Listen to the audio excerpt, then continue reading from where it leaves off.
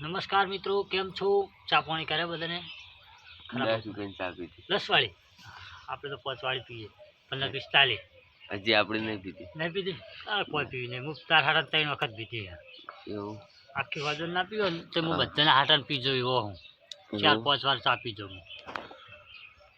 તપેલો વ્યવહાર કરવાનો, તપેલું જ મળવાનું. જી યાર તપેલું મળી તો હા એ રહ્યું છે. તો ચલો તાર આપણે હવે શું કરીશું? શું કર આપણો એક મહેમાન આવ્યા, ખબર છે? ના ખબર નહીં ખબર?